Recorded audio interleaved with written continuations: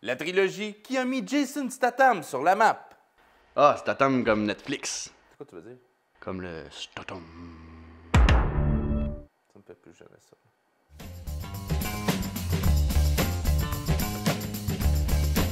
Le Transporteur, un film qui se situe entre Die Hard et James Bond et qui met en vedette Jason Statham dans le rôle de Frank Martin.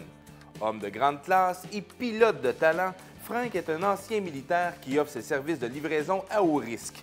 Il obéit à 3 règles de base. Ne pose pas de questions, n'ouvre pas les colis et ne doit pas enfreindre les 2 premières règles au risque de se faire tuer.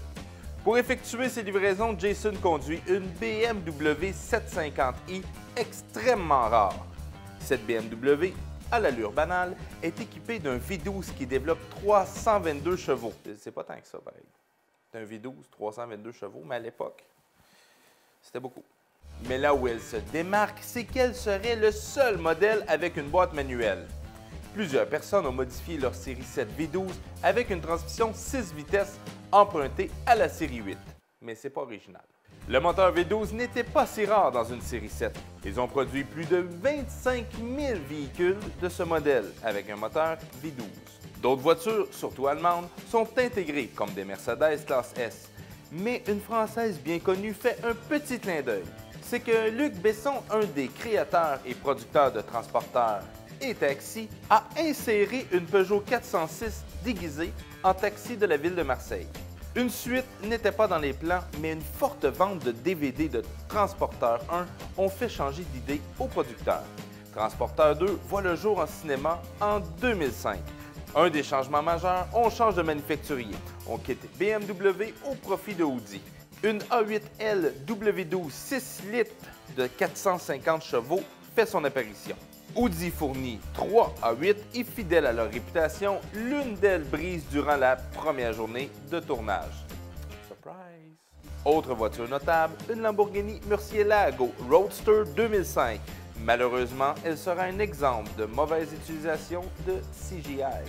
Et c'est en 2008 que le troisième de la trilogie apparaît, malgré un budget léger, 30 millions de dollars. La production se refuse d'utiliser du CGI pour leur cascade de voitures, sûrement dû aux mauvaises critiques à propos des effets de la Murcielago dans le 2. Même la scène entre les 2 camions où on voit le A8 sur 2 roues se fait grâce à plusieurs technologies pour nous donner une illusion réelle de la cascade. Par contre, quelques scènes sont évidemment accélérées, ce qui fait assez cheap merci. La Audi A8 W12 revient dans ce film. C'est quoi un W12? Bonne question. Ce n'est ni plus ni moins 2 moteurs VR6 collés ensemble, ce qui donne un moteur avec beaucoup de cylindres, mais beaucoup plus petit que V12. La Audi A8 W12 2008 peut effectuer le 0-100 en 5,1 secondes grâce à ses 450 chevaux. C'est une bonne explication. Je t'ai écrit, aucun mérite. Petit hic avec cette Audi A8 W12, c'est qu'elle a les miroirs en aluminium, ce qui était réservé au Audi S8 équipé du moteur V10. Moteur partagé d'ailleurs avec la Lamborghini Gallardo, qui développe la même puissance que le W12 à l'époque, dont certains doutent que cette A8 serait en fait une S8. Musique des X-Files. C'est pas la musique des X-Files, pas en doute ça. Maintenant, voici une petite sélection que j'ai pris le temps de faire juste pour vous autres. Alors j'apprécierais que vous écoutiez mon Top 5 des histoires cachées de la trilogie. Numéro 1!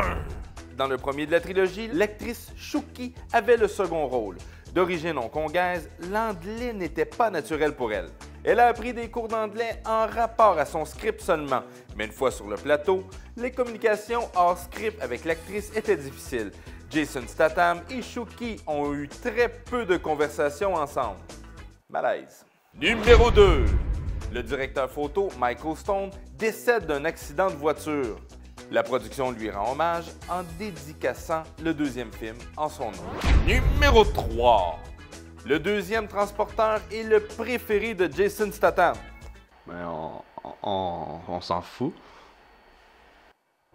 Numéro 4. Au début du film, on voit un Volkswagen Transporteur 3 et un autre vers la fin. Est-ce un hasard ou un clin d'œil? Pas ben mieux. OK. Numéro 5. Dans une des affiches promotionnelles du troisième transporteur, on voit Valentine avoir en main un fusil, mais aucune fois elle prend un fusil durant le film. Ouais, tes top 5, c'est plus ce que c'était, hein? En 2015, le transporteur rechargé est à l'affiche dans tous les bons cinémas. Cette fois-ci, Jason.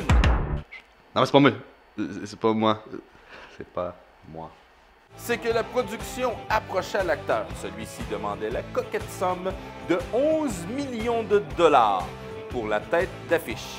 Les producteurs ont plutôt réécrit une sorte de reboot plus qu'une suite à la trilogie. Mais le plus important des acteurs revient, c'est-à-dire la Audi S8. Cinépark est une présentation de Hagerty, l'assureur pour les passionnés d'automobile.